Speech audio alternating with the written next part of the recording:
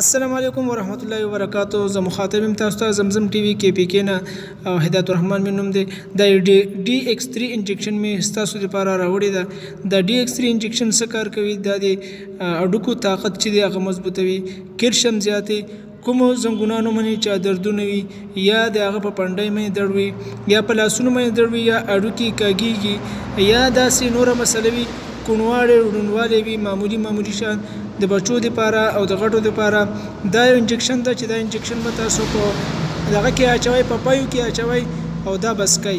انشاءالله تعالی په یوې انجکشن سره به پوره فرق راځي. کوم یو دکاندار نه اخلئ، کوم ځای کې اخلئ، ممنوعات نشته.